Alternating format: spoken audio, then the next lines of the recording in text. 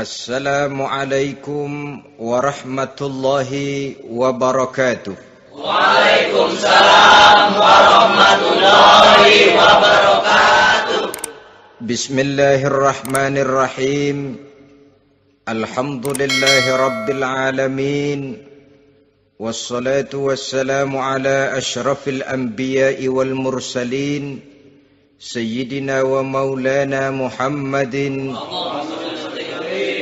wa ala alihi wa ashabihil mujahidin at-tahirin. Amma ba'du, subhanaka la ilma lana illa ma 'allamtana innaka antal alimul hakim.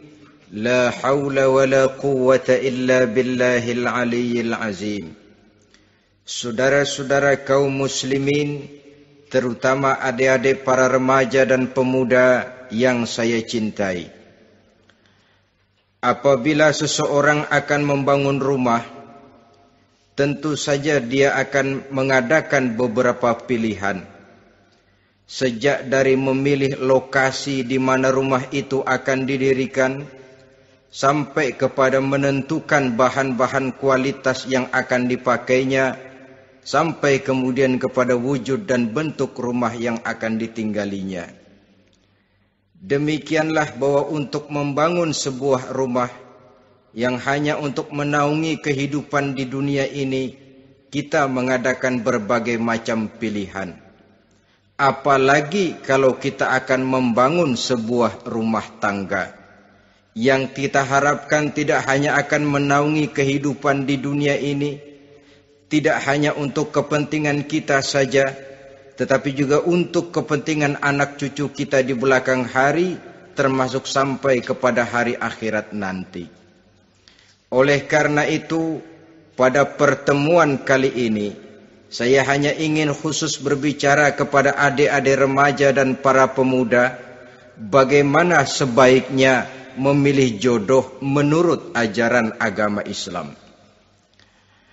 Dalam Al-Quran, Allah subhanahu wa ta'ala menjelaskan, Zuyyina linnasi hubbus syahawati minan nisa.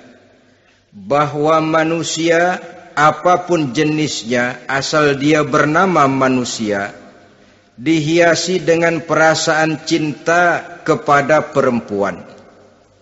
Jadi sejak dahulunya, secara fitrah, laki-laki senang kepada perempuan, sebagaimana perempuan pun senang kepada laki-laki. Dihiasi rasa cinta ini dalam kehidupan manusia. Dan oleh karena adanya rasa cinta, berkembanglah segala macam persoalan. Sehingga seorang ahli cinta pernah berkata, cinta adalah 5 huruf yang membuat persoalan tidak akan pernah selesai. 5 huruf yang membuat persoalan tidak akan pernah selesai-selesai. Tetapi dalam kehidupan sehari-hari sering kita saksikan bahwa cinta ini bisa mendorong, memberikan motivasi yang baik, dan cinta ini pun bisa juga memberikan dorongan yang tidak baik. Oleh karenanya, apabila cinta itu ibarat setetes embun yang jatuh di bumi yang subur, akan tumbuhlah di atasnya aneka ragam bunga-bungaan yang harum semerbak, indah mewangi, sedap dipandang orang, menebarkan rasa aman, damai, sentosa, dan begitu selanjutnya. Tapi jika cinta itu jatuh di hati yang gersang dan tandus, tidak ada yang akan dapat tumbuh di sana selain sirih memanjat batu, kuning daunnya, lemah gagangnya, maka cinta yang semacam itu tidak akan memberikan dorongan positif kepada seseorang di dalam kehidupannya.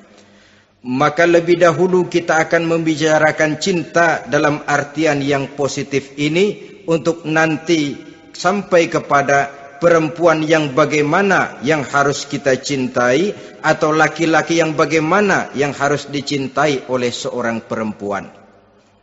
Saudara hadirin yang saya hormati, cinta dalam artian yang positif, pertama, dia selalu mendatangkan keindahan.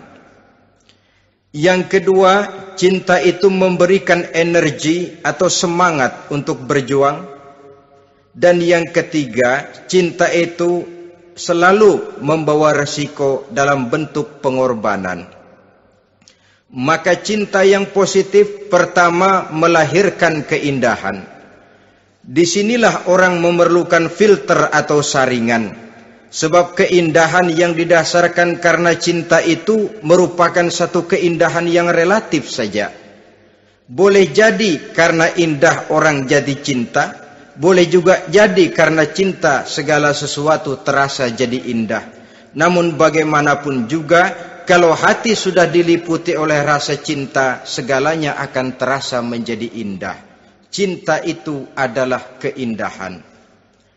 Yang kedua, cinta itu energi, melahirkan dorongan dan semangat. Yang lemah bisa menjadi kuat, yang takut bisa menjadi berani, yang jauh jadi terasa dekat. Itu semua karena dorongan cinta. Dan dari energi ini lahirlah yang ketiga, bahwa cinta adalah pengorbanan. Sehingga orang berkata, berani bercinta artinya harus berani berkorban. Takut berkorban, jangan bercinta. Kalau cinta ini kita salurkan kepada nilai-nilai agama umpamanya, yang pertama, cinta mendatangkan keindahan. Kita cinta kepada agama, maka apapun yang diperintahkan oleh agama akan terasa menjadi indah. Solat akan terasa menjadi indah. Puasa terasa menjadi indah. Zakat terasa menjadi indah. Jihad pun akan terasa menjadi indah. Persis kalau kita cinta kepada seorang gadis. Jika kita cinta kepada seorang gadis, apanya saja akan kelihatan menjadi indah. Jalannya terasa indah, lenggang-lenggoknya terasa indah, suaranya merdu padahal cemprengnya bukan main. Seluruhnya akan mendatangkan keindahan karena dasarnya sudah cinta. Cinta membawa kepada keindahan. Yang kedua, cinta itu melahirkan energi. Orang yang cinta kepada agama akan lahir tenaga dan semangatnya melaksanakan ibadah, melaksanakan puasa, melaksanakan zakat, melaksanakan solat, melaksanakan haji, bahkan melaksanakan jihad sekalipun. Cinta selamanya menimbulkan energi dan semangat. Sama saja dengan kita apabila jatuh cinta kepada seorang gadis, walaupun rumahnya jauh, katanya, gunung pun akan kudaki, lautan pun kuseberangi. Untuk apa itu? Untuk menemui apa yang kita cintai. Cinta selamanya melahirkan energi.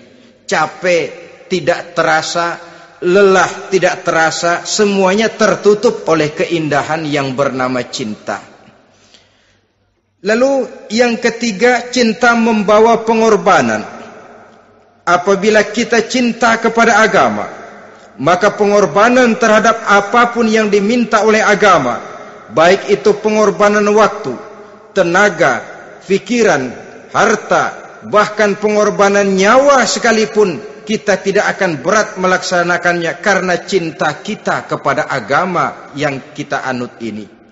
Demikian juga cinta kita kepada seorang perempuan akan membuat kita rela berkorban. Apapun yang dia minta, jangankan kita tidak mampu, jangankan kita mampu, kita tidak mampu sekalipun, kita masih berusaha untuk mampu guna memenuhi tuntutan si buah hati belahan jantung. Kadang-kadang malam minggu si doi ngajak nonton. Umpamanya duit tidak ada, gajian belum, kerja enggak.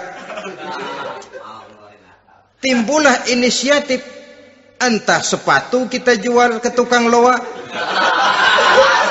entah celana mampir dulu ke tempat lain. Yang penting kita berkorban untuk memenuhi permintaan si buah hati belahan jantung. Ketika itu pengorbanan sudah tidak kita rasakan lagi. Bahkan pengorbanan yang paling pedih sekalipun, dalam gurau, dalam bercanda misalnya, dicubit kita oleh kekasih kita, pedih bukan main, terkelupas kulit, mengalir darah, bukan nangis, nyengir. malah kadang-kadang minta tambah dicubit lagi. Itulah romantikanya cinta, sanggup membuat orang berkorban, melahirkan energi dan semangat, menambah keindahan dalam kehidupan, sepanjang dia dalam artian yang positif. Kalau demikian masalahnya, di dunia yang penuh dengan perbenturan nilai sekarang ini, orang sering salah jalan bagaimana memilih jodoh untuk membangun rumah tangga yang bahagia. Jangan lupa bahwa membangun rumah tangga ini bukan hanya untuk 1-2 bulan, bukan hanya untuk 1-2 tahun, bahkan bukan cuma untuk kehidupan dunia, lebih daripada itu pun untuk menunjang kebahagiaan di akhirat. Oleh karenanya, memilih jodoh bukan satu hal yang mudah, bukan satu hal yang bisa dilaksanakan sambil lalu, tetapi memerlukan penelitian, memerlukan pengamatan yang mendalam. Apa petunjuk agama tentang itu? Dengan kata lain, bagaimana seharusnya seseorang memilih jodoh dalam kehidupannya? Ini tentu saja sumbangan moral buat adik-adik remaja dan para pemuda yang lagi kebingungan memilih jodoh, atau barangkali buat bapak-bapak yang kepengen nambah lagi.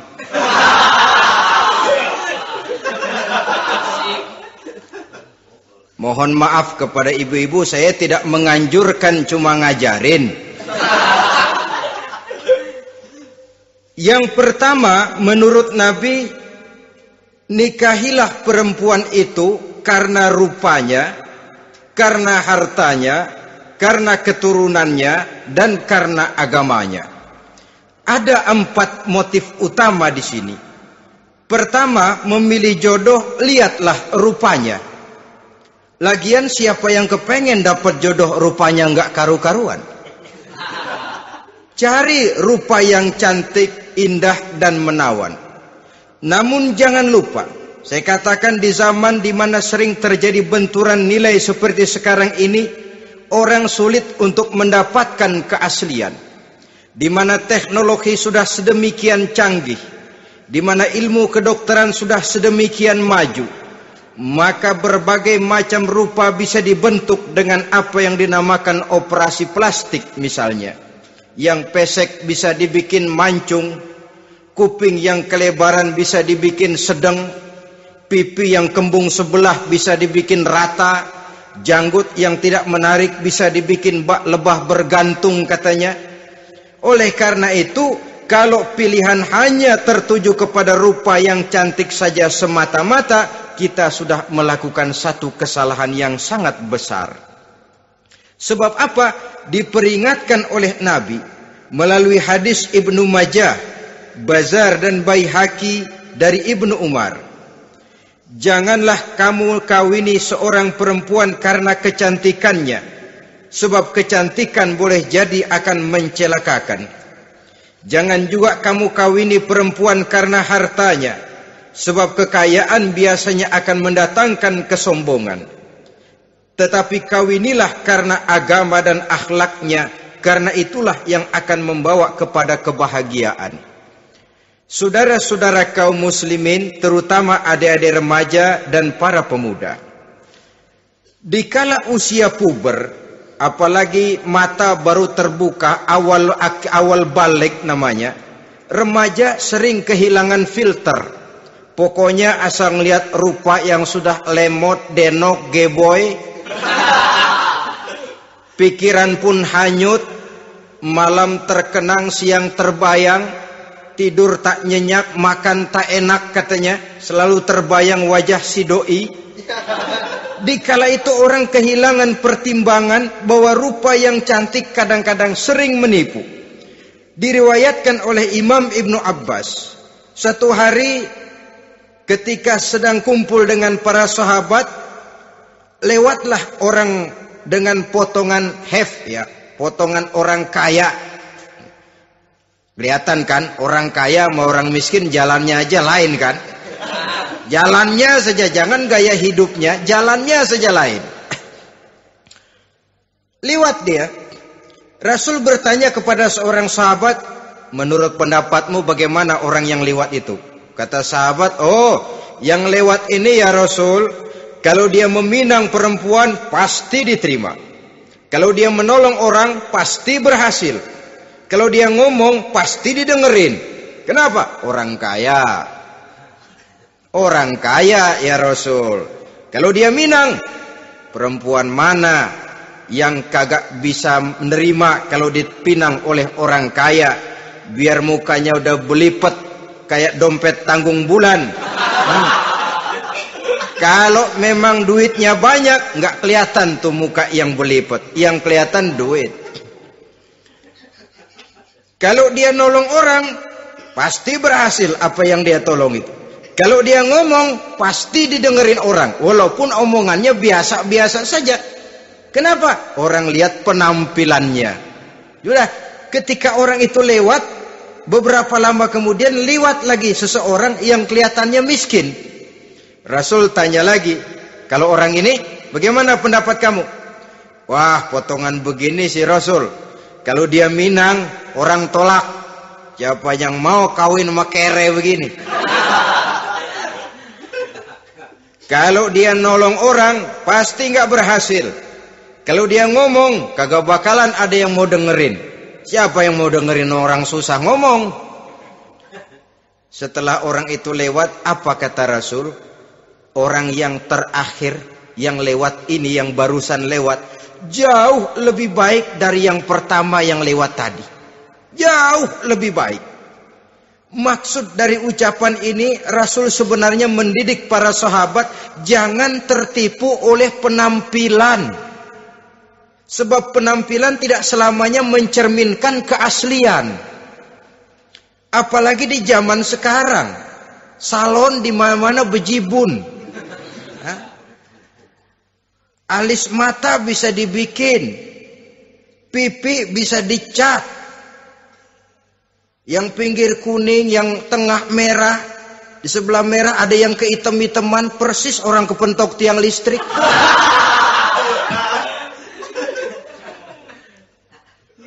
Kecantikan yang artifisial, kecantikan yang bukan alami. Karena itu silakan saja cari yang cantik, tapi jangan terpaku sampai di situ. Sebab kecantikan di samping dia mudah berubah oleh pergeseran masa dan pertukaran waktu, ternyata penampilan tidak selamanya mencerminkan keaslian. Lain hari seorang sahabat pernah mengadu, "Ya Rasul, ada apa? Inna imraati la turaddu yadul lamis." Ya Rasul, istri saya tidak pernah menolak tangan orang laki yang menjamahnya, mengajak salaman kepadanya. Apa jawab Rasul? Ceraiin aja. Tapi hati saya berat ya Rasul, saya cinta betul sama dia. Ya kalau hatimu berat, jaga dia baik-baik. Nah, dari riwayat ringkas ini kita ambil satu perbandingan. Memang punya istri berwajah cantik itu kadang-kadang si malakama kalau imannya tidak kuat. Si malakama. Kita diemin aja, binal, makan hati, nggak aman, nggak tentram. Jangan-jangan saya berangkat ke kantor, dia ngompreng. Buah si malakama, seperti orang tadi, ya Rasul. Istri saya kelihatannya sebenarnya tidak negatif maksudnya ini, cuma bersalaman tapi terlalu ngobrol. La turaddu yadul lamis, tidak pernah menolak orang yang ngajak salaman. Ya sekedar salaman. Tapi kan awalnya dari salaman. Kalau sudah salaman kan strum bisa ngederdet dari tangan situ. Kata Rasul sederhana saja. Ya kalau memang begitu ceraiin. Saya nggak kuat Rasul, saya cinta betul sama dia. Kalau kau tak kuat berpisah dengan dia, jagalah dia baik-baik. Ajar, didik, tanamkan rasa keagamaan di dalam hatinya.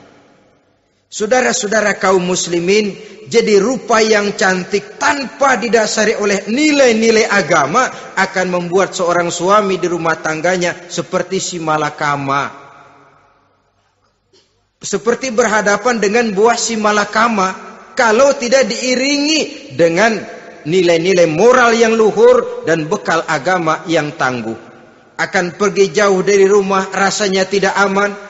Sedangkan di rumah saja siapa yang akan mencari nafkah? Dan begitu selanjutnya. Orang tadi jelas berhadapan dengan buah si malakama. Didiamkan, makan hati.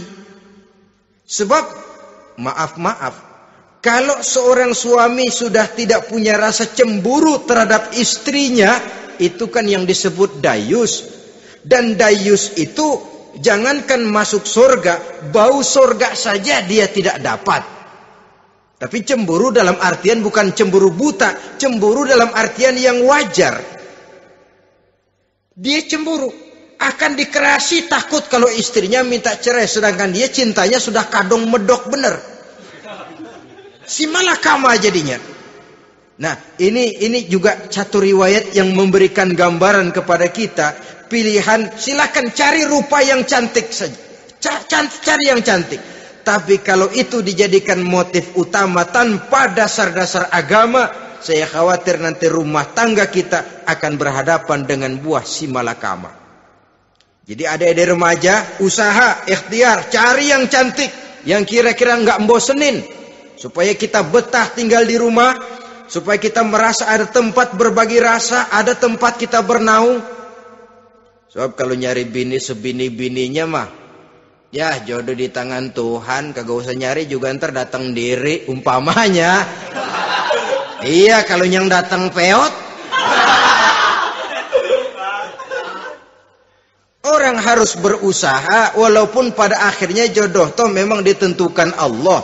Kan 3 hal yang kita tidak bisa menentukan itu katanya. Maut, rezeki, jodoh. Itu yang masuk mysterious problem. Problem yang misterius. Maut, misterius. Kapan kita mati, kita sendiri tidak tahu. Tahun depan, 50 tahun lagi, 100 tahun lagi, tidak pernah seorang pun diberitahu. Tapi yang pasti dia bakal datang. Kapan dan di mananya, kita tidak tahu. Bisa di rumah, bisa di masjid, ya alhamdulillah. Bisa di majelis taklim, syukur. Bisa di medan perang membela agama, bagus. Pasti dia akan datang. Maut, mysterious problem. Sesuatu yang kita tidak tahu kapan datangnya. Rezeki, gitu juga. Sehingga orang sering bilang, rezeki katanya kayak bayangan. Kita uber-uber, dia lari. Kita diam, dia mah diam. Setengah mati kita uber-uber. Emang ukuran segitu, segitu aja. Begitu kita nggak ngapa-ngapain, datang yang bawain rezeki. Namanya rezeki itu mysterious problem.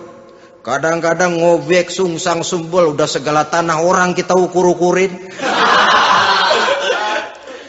Udah segala ngomong sudah nggak ada yang loh, tuh sudah buta. Tapi memang bayangan, kalau belum rezeki ya belum. Kadang-kadang nyari kode sampai tidur di kuburan. Belepotan tanah kuburan loh. Yang aneh lagi kadang-kadang orang gila ditanyain. Allahu Akbar, ini kode-kode zaman sekarang ini. Sampai orang waras nanyain orang gila itu gimana itu. Ini sudah efek yang betul-betul negatif. Sudah jelas orang gila kok ditanya. Apa kira-kira yang nanya nggak lebih gila dari yang gila itu?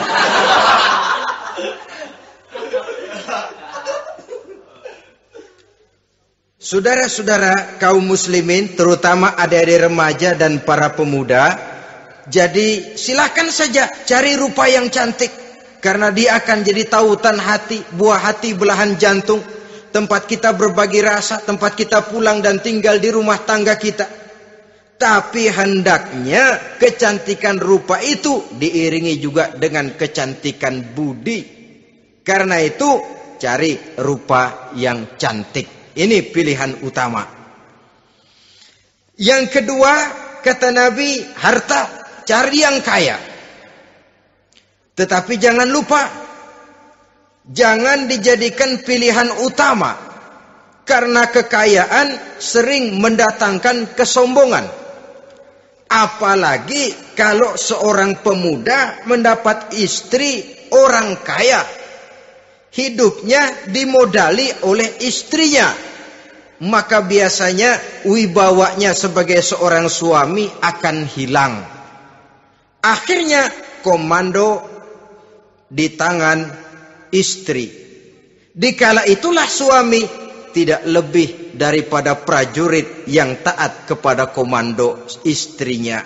Padahal menurut konsep Quran, ar-rijalu qawwamuna 'alan nisa, laki-laki diciptakan sebagai pembimbing bagi perempuan. Kalau nanti suatu saat terjadi benturan, sedangkan modal diberikan oleh istri, terjadilah pengungkitan. Kata istrinya apa? Lu jangan bertingkah, lu kan kawin sama gue, modal lu kolor doang.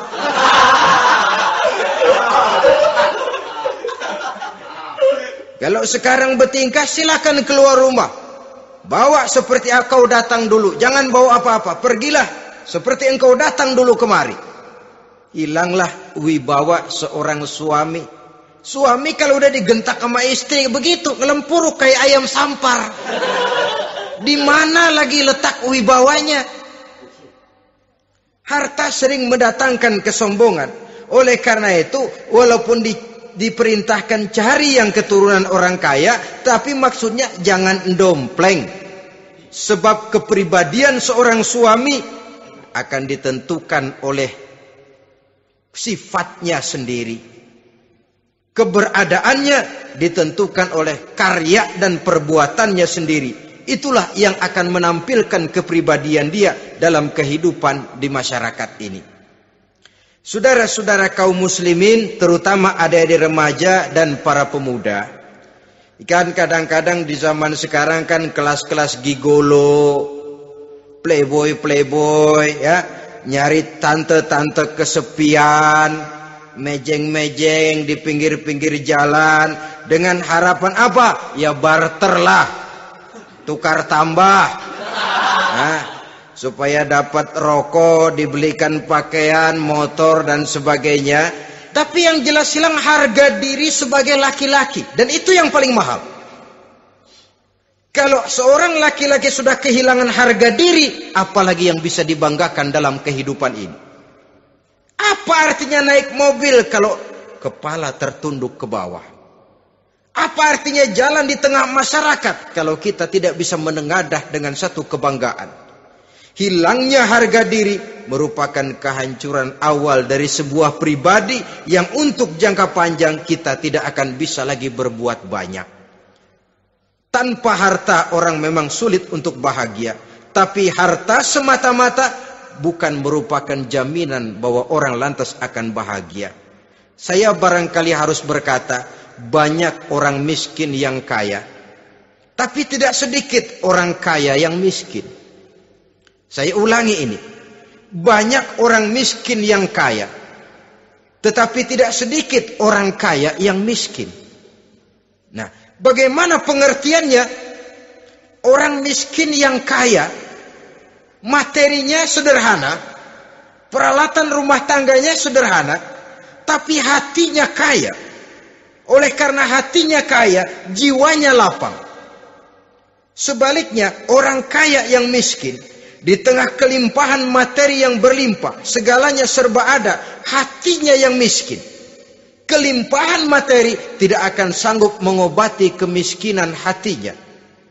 Sehingga di tengah kehidupan yang serba ada, dia masih merasa kurang, maka dia tidak pernah cukup. Di tengah kemilauan dan gemerlapan serta glamornya rumah mewah, dia merasa hidup di tengah gurun pasir yang gersang dan tandus. Karena itu, biarlah miskin harta tapi kaya budi, daripada kaya harta tapi miskin budi. Lebih utama lagi kaya harta, kaya budi. Itu idealnya. Dasar pilihan ketiga sesudah rupa dan harta menurut Nabi, keluarga. Faktor keturunan sangat menentukan. Pepatah mengatakan, buah apel akan jatuh tidak terlalu jauh dari pohonnya. Biasanya kalau bapak kalong, anak kampret. Bapak nyolong, anak nyopet. Itu fotokopi. Saudara-saudara, sungguh pun demikian, faktor keluarga bukan merupakan yang paling dominan, karena segalanya memang bergantung kepada hidayah dari Allah Subhanahu wa ta'ala. Kalau hidayah datang, bisa saja anak maling bisa jadi kiai. Kalau hidayah datang, bisa saja anak nabi malah ikut bersama orang-orang kafir. Pada akhirnya orang mau besar atau tidak bukan dengan jalan menyempeng kepada keturunan orang lain, tapi ditentukan oleh kepribadian dirinya sendiri. Tidak bisa kita menjadi besar dengan menyebut kebesaran orang lain. Itu sebabnya dicontohkan oleh Imam Ali pada saat beliau berkata, "Laisal fata may yaqulu kana abi, walakinnal fata may yaquluha anadha." Anak muda yang gentleman adalah anak muda yang berani berkata, inilah saya. Bukan anak muda yang membanggakan leluhurnya. Ini kan zaman sekarang ini lagi ngetop-ngetopnya lagu-lagu cengeng katanya dah. Sebenarnya menurut saya bukan cuma lagu cengeng yang jadi masalah. Lagu cengeng cuma satu efek dari sikap yang lebih utama dari itu, yaitu mental cengeng. Kalau mental sudah cengeng, apapun yang kita lakukan akan jadi cengeng. Tidak cuma lagu, kebudayaan yang lahir akan kebudayaan cengeng. Jadi pengusaha cengeng. Jadi pejabat cengeng. Jadi kiai cengeng. Kenapa? Mental cengeng. Di antara mental cengeng itu apa? Mengandalkan fasilitas atasan. Kalau tidak ada fasilitas dari atas, lantas tidak bisa berbuat apa-apa, cengeng. Menjadi besar bukan karena karier pribadi, tapi karena nasib katrolan. Itu pun termasuk mental cengeng.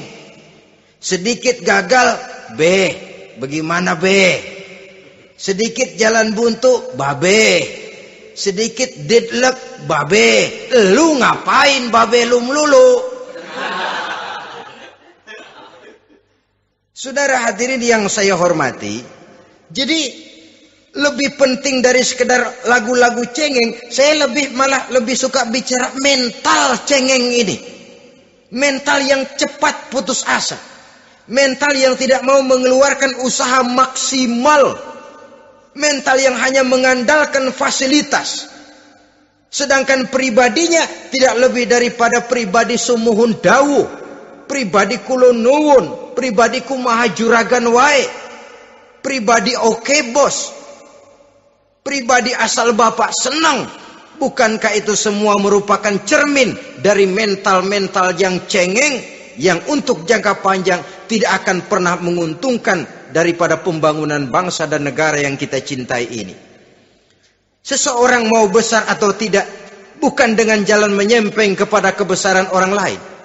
Bahkan Syauqi dalam sebait syairnya yang lebih tegas mengatakan, wa syarrun nasi zu khumulin iza fakhartahum zakarul jaduda wa syarrun nasi wa khairun nasi zu syarafin qadimin aqama li nafsihi syarafan jadida. Generasi yang paling jelek adalah generasi pemalas. Kalau kelihatan orang lain lebih hebat dari dia, disebut-sebutnya kebesaran nenek moyangnya. Dia sendiri nggak punya prestasi apa-apa. Kerjanya cuma ngandeli babe. Kerjanya cuma menggelayuti fasilitas orang tuanya. Tanpa itu dia tidak akan punya nilai dan harga sama sekali. Ini generasi paling jelek. Kalau orang lain kelihatan lebih hebat, dia sebut nenek moyangnya. Lo sih belum apa-apa lo, baru kopral lo. Engkong gua no, komandan Hansip. Engkongnya yang disebutin. Dia sendiri tidak punya prestasi apa-apa. Jadi silahkan saja cari gadis dari keturunan keluarga yang baik-baik. Tapi jangan jadikan tendensi utama, jangan dengan niat untuk menyempeng kepada kebesarannya. Tapi paling tidak dengan niat agar mudah-mudahan dari benih yang baik ini akan lahir keturunan-keturunan yang baik pada akhirnya nanti. Itu yang kita harapkan. Bukan lalu dengan pertimbangan, weh, mertua gue bos nih, kali aja begitu gue kawin dia mampus. Ini semua warisan kan jatuh kemari semua. Kalau itu niatnya sudah jelas salah. Kita mencari perempuan dengan keturunan-keturunan yang baik dengan berharap agar anak-anak kita nanti yang akan merupakan benih cucunya akan melahirkan kebaikan-kebaikan seperti leluhurnya dulu. Saudara, pilihan yang keempat kata Nabi, agama. Ini yang paling inti. Kenapa? Agama itu motivasinya moral. Di sini segalanya ditentukan. Rupa yang baik, harta yang banyak, keluarga yang luhur. Kalau sudah dilandasi oleh agama yang rapuh, bahkan tidak beragama sama sekali, ketiga hal di atas tadi hanya akan mendatangkan malapetaka.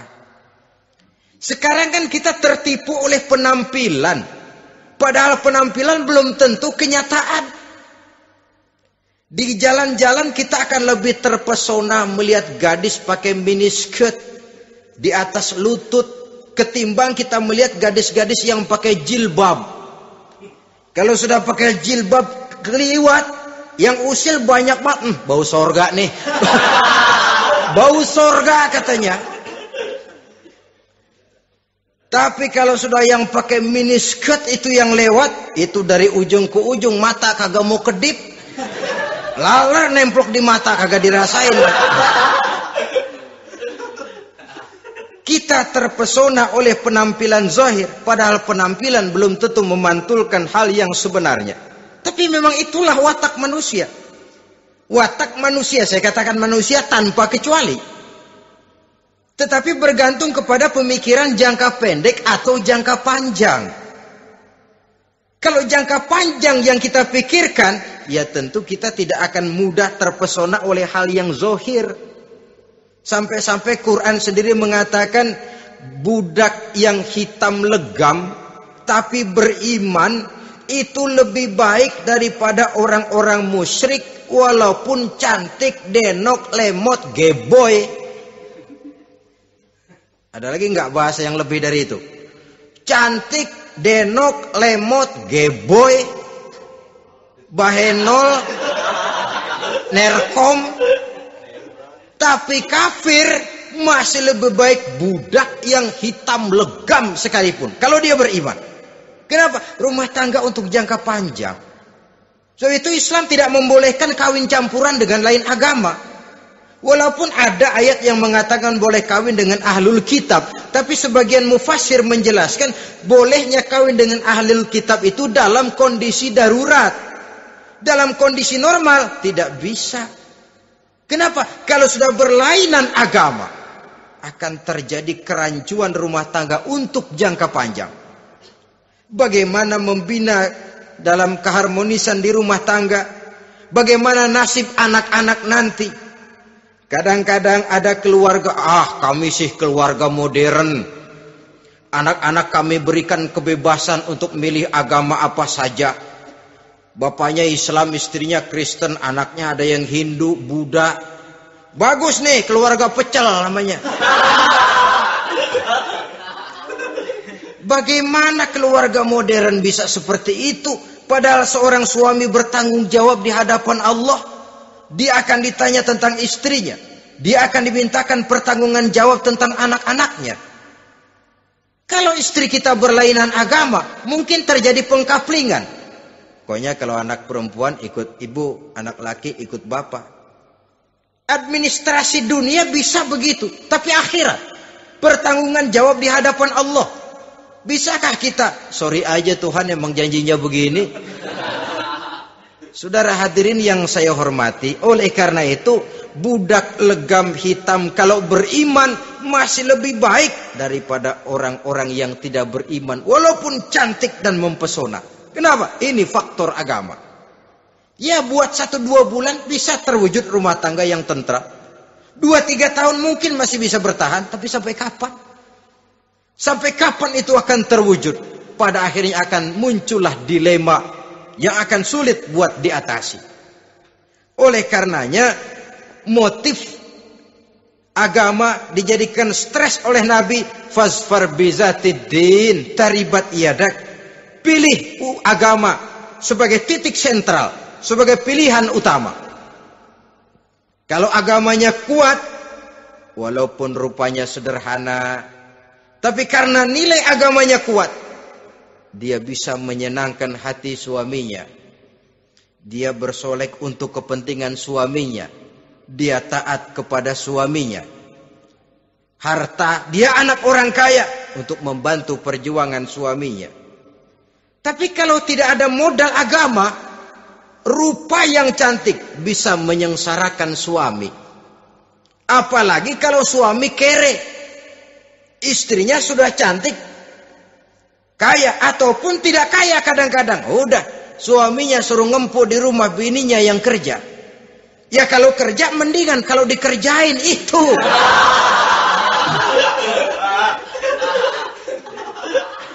Itu yang repot.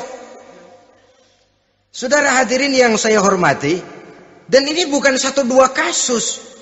Alangkah malangnya kalau sudah terkena hal seperti itu. Akhirnya seperti pengaduan sahabat kepada Rasul tadi. Mau diceraiin, cinta saya udah medok benar Rasul. Enggak diceraiin, hati saya ngebet, pegel. Si malakama akhirnya. Jadi oleh karenanya agama. Kalau dia cantik, walaupun miskin, agamanya kuat, dia bisa memelihara kehormatan diri. Dia kaya, agamanya kuat, hartanya disalurkan di jalan Allah. Karena itu, agama jadikan pilihan utama. Dan ukuran agama itu bukan cuma jilbab loh. Ya kadang-kadang ada juga yang jilbabnya nggak pernah lepas, tapi kadang-kadang akhlaknya lebih binal dari yang kribo.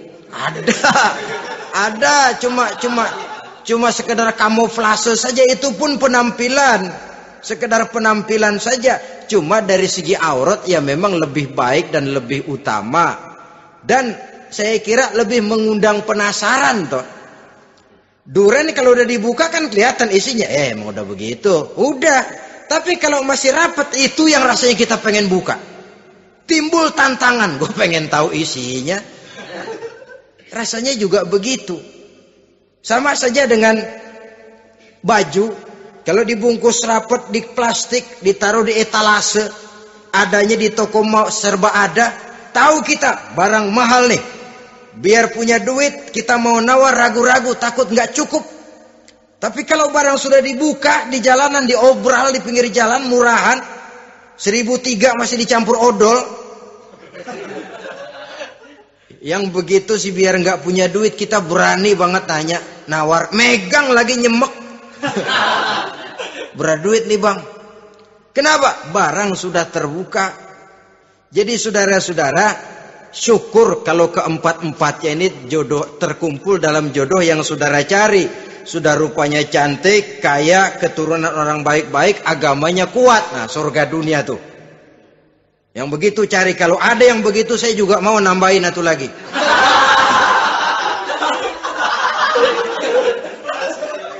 Tapi yang kumpul keempat-empatnya ini terus terang saja langka.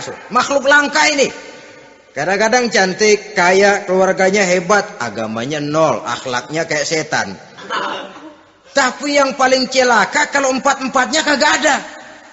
Rupanya jelek, melarat, bapaknya biang maling, kagak beragama lagi. Apanya yang mau dipilih? Mampus saja mendingan. Sudah nggak ada pilihan sama sekali tuh. Sudah nggak ada pilihan sama sekali. Saudara hadirin yang saya hormati, terutama adik-adik remaja. Nah, lalu apa motivasi agama dalam pembinaan ini apa? Agama ini kan memberikan contoh bahwa perempuan yang baik itu, yang kita ingin jadikan dia sebagai ideal dalam pencarian jodoh, tandanya 3. Iza ra'aitaha saratka, kata Nabi. Kalau dipandang, dia bisa menggembirakan kamu. Kan ini yang penting buat seorang suami. Kalau saudara nanti jadi suami, punya istri yang jadi partner setia mendampingi suaminya. Kalau dilihat nggak membosenin, Kenapa? Dia berdandan untuk nyenangin hati suaminya. Enggak bosenin. Kan kadang-kadang ada bini kalau kita pulang demok aja fotonya.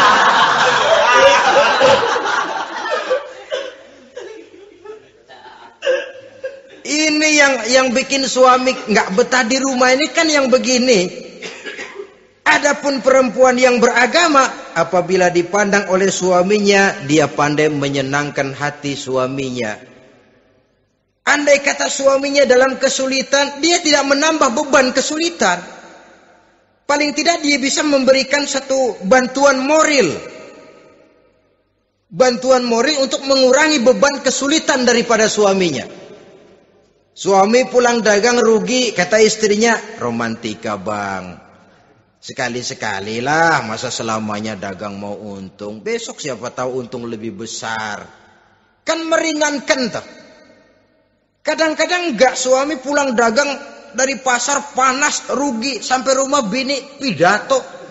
Pletar-pletor. Lu dagang rugi, emang lu laki goblok.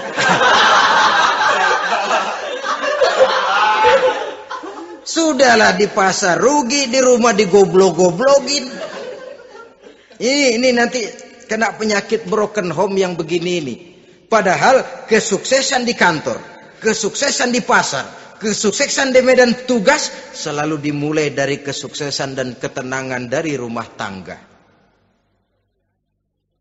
Dia berhias untuk kepentingan suaminya, tidak terlalu berlebihan, dan suaminya pun pandai menghargai istrinya dengan kata-kata yang menimbulkan gairah dan semangat.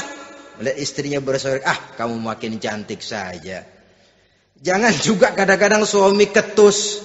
Ngelihat daksu pulang kantor, lihat suaminya, istrinya dandan rapi. Tumben lu mau bekasin apa?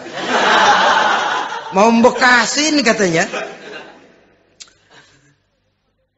Artinya apa ini? Pandai mengembirakan, bisa tenggang rasa, bisa berbagi rasa. Sehingga suami merasa ada tempat dia bertukar pikiran. Ada tempat dia membicarakan persoalan. Dialog dalam kehidupan berumah tangga itu sangat diperlukan. Iza ra'aitaha sarratka, kalau dipandang dia sanggup mengembirakan kamu. Dikasih uang 500 senyum, 5.000 pun ketawa. Menggembirakan. Dia bisa taruh kata hatinya kesel, tapi mulutnya senyum. Nah ini yang sulit ini. Senyum tapi kesel, kesel tapi senyum.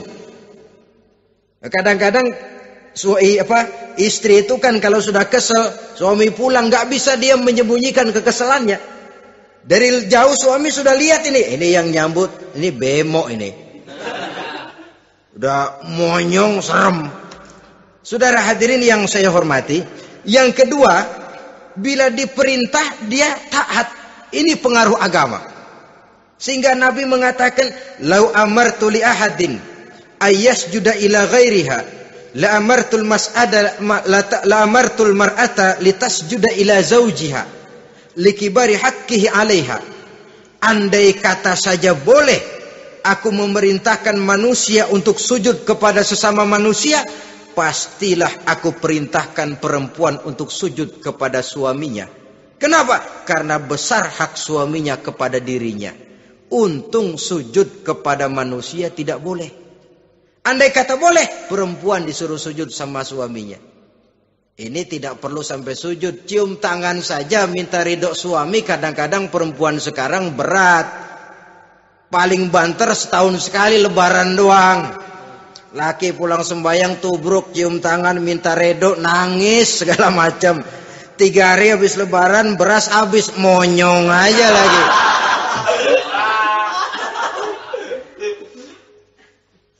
Saudara hadirin yang saya hormati, yang ketiga, akibat pengaruh agama, dia sanggup memelihara kehormatan diri dan sanggup menjaga harta suaminya. Memelihara kehormatan diri baik pada saat suaminya di rumah atau pada saat suaminya tidak ada di rumah. Satu riwayat, seorang sahabat akan pergi perang jihad di fi sabilillah. Ketika mau berangkat dia bilang kepada istrinya, saya mau berangkat perang. Kalau saya belum pulang kamu jangan keluar rumah. Baik bang. Pergi istrinya, pergi suaminya jihad. 1 minggu, 2 minggu berlalu, belum juga pulang. Satu hari datang utusan dari rumah orang tua si istri ini. Assalamualaikum bu. Waalaikumsalam. Ada apa? Ada berita kurang enak bu. Orang tua ibu sakit parah. Mohon tolong ditengokin. Apa kata si istri? Maaf saja, suami saya belum pulang dari medan perang. Saya belum dapat izin keluar rumah kalau dia belum pulang. Tolong sampaikan maaf saya kepada orang tuanya. Pulanglah utusan tadi. Besok balik lagi. Bu, ada apa? Udah Senin Kemis. Napasnya sudah sampai tenggorokan. Tolong tengokin buat terakhir kalinya bu. Suami saya belum pulang. Dia pesan kalau dia belum pulang saya jangan keluar rumah. Saya nggak bisa tengokin orang tua saya. Salam maaf saja. Pulang utusan itu. Besok balik lagi. Bagaimana? Sudah meninggal bu. Mau dikubur. Tengokinlah buat terakhir kalinya. Suami saya belum pulang. Saya belum berani keluar rumah kalau suami saya belum pulang. Itu janji saya sama suami saya. Pulanglah utusan ini ngadu kepada Rasulullah sallallahu alaihi wasallam. Ya Rasul, ini perempuan kelewatan benar. Dari orang tuanya sakit sampai sekarat, sampai mati, sampai dikuburin dia nggak nengokin. Memangnya kenapa? Suaminya katanya pergi jihad dan suaminya tidak mengizinkan dia keluar rumah kalau si suami belum pulang. Apa jawab Rasul? Marahkah beliau? Tidak, beliau senyum. Apa katanya? Dosa orang tua yang meninggal ini telah diampuni oleh Allah karena dia punya anak perempuan yang begitu taat kepada suaminya. Allahu Akbar. Dosa orang tua yang sudah meninggal itu diampuni oleh Allah karena dia punya anak perempuan yang begitu taat kepada suaminya. Ketaatannya kepada suaminya menyebabkan dosa orang tuanya diampuni oleh Allah Subhanahu wa taala. Suami pergi jihad, orang tua sakit keras, tidak berani dia keluar rumah. Itu tandanya bisa menjaga kehormatan diri. Kalaupun satu saat suaminya manggil, bu, tolong ambilin uang di dompet. Dompetnya dibawa, bang, ambil saja sendirilah, nanti salah ambil lagi saya. Kadang-kadang enggak, suaminya pergi mandi, dompet berantakan. Saudara hadirin yang saya hormati, ini motivasi agama. Jadi kecantikan zahir yang diimbangi dengan kecantikan batin oleh karena pengaruh agama tadi. Kalau sudah kemari, orang tidak perlu mikir-mikir operasi plastik, bikin yang pesek jadi mancung supaya orang tertarik. Bikin belakang yang kurus jadi menarik. Tidak. Orang tidak perlu lagi pakai susuk-susukan.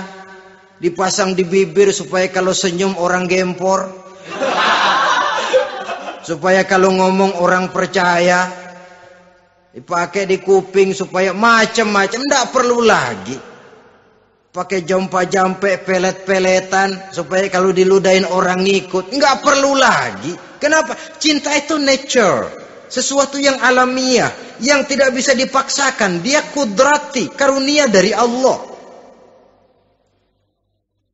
Tidak bisa cinta dipaksakan. Kalaupun bisa, dengan ilmu pelet, oh saudara bisa membuat orang jatuh cinta. Ya 2-3 hari, 4-50 hari. Kesananya, apa yang akan terjadi? Kelanggengan tidak akan pernah terwujudkan. Kenapa? Keterpaksaan yang akan timbul. Dalam kondisi semacam itu, rumah tangga tidak akan mengalami ketenangan dan ketentraman.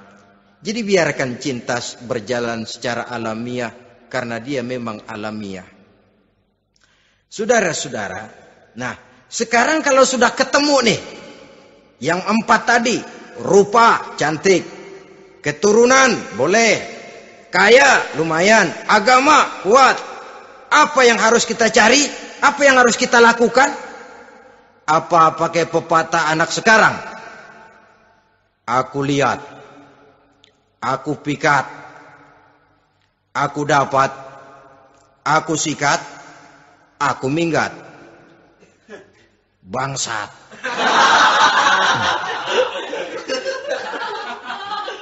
Itu kan ada moto cinta kilat begitu tuh. Cinta kilat katanya. Aku lihat, aku pikat, aku dapat, aku sikat, aku minggat. Bangsat. Atau kita harus hanyut dalam arus free love, free sex, summon living, eksperimen dulu? Tidak. Islam menganjurkan kalau memang seret, ini rasanya ini nih, mantap gue nih. Apa yang diajarkan oleh Islam selanjutnya? Meminang, saudara-saudara. Meminang adalah langkah awal untuk mengikat tali pernikahan. Diizinkan meminang. Dan di dalam meminang pun diizinkan untuk melihat.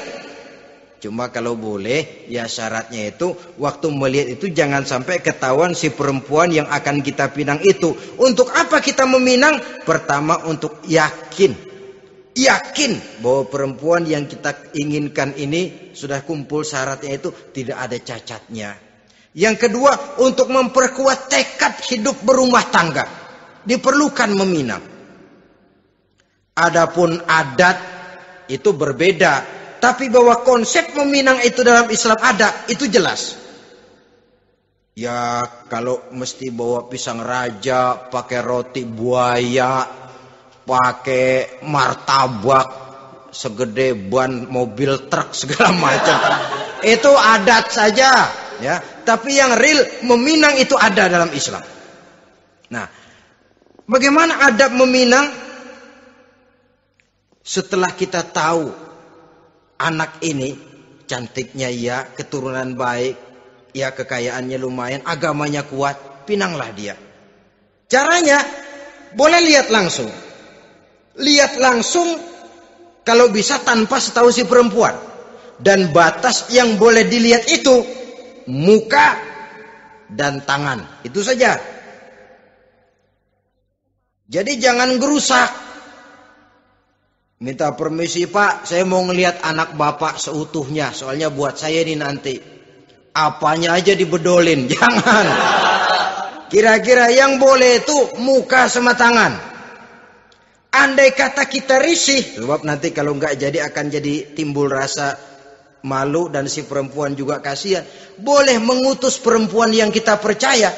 Coba kau ke sana, lihat kondisinya yang sebenarnya bagaimana.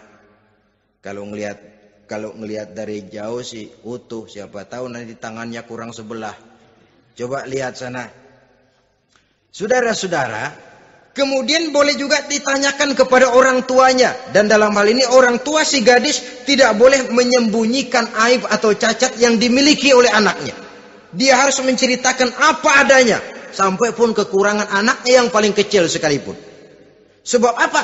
Jangan sampai istilah pepatah beli kucing dalam karung. Kedengeran suaranya doang meong-meong, begitu dibuka tuh kucing gempor sebelah kakinya nggak ada. Kan tentu kita tidak kepengen kecewa di belakang hari. Itulah perlunya meminang sebagai jembatan untuk menuju kepada pernikahan. Nah, dengan demikian kalau sudah usaha meminang ini dilaksanakan, jangan merasa sudah setengah resmi. Ini yang kadang-kadang jadi penyakit. Malah sesudah meminang harus masing-masing lebih menjaga diri, menjaga kehormatan, menjaga pergaulan. Kenapa? Agar saat memasuki jenjang pernikahan nanti merupakan jenjang yang sangat ditunggu-tunggu. Ada rasa keinginan tahu. Kalau tidak, ya udah biasa, nggak giroh lagi ngadepin perkawinan. Kenapa? Kemarin-kemarin gue udah cobain. Hilang gairah lagi. Sebab itu kalau sudah meminang, jangan merasa sudah setengah halal. Udah minang ini Kadang-kadang orang tua juga konyol. Sudah dipinang, diumbar. Lu mau kemana kayaknya lu udah pinang. Padahal meminang itu cuma langkah awal. Sedangkan selanjutnya harus lebih berusaha menjaga kehormatan diri. Sampai pada saat nanti pelaksanaan pernikahan. Nah, saudara-saudara, terutama adik-adik remaja dan para pemuda, walaupun agak sekilas memang karena terbatasnya waktu pada pertemuan ini, mudah-mudahan bisa memberikan gambaran yang sepintas tentang bagaimana sebaiknya kita memilih jodoh di dalam membina rumah tangga yang bahagia. Semoga ada manfaatnya. Terima kasih atas segala perhatian. Mohon maaf atas segala kekurangan. Usikum wa nafsi bitaqwallah. Wassalamualaikum warahmatullahi wabarakatuh.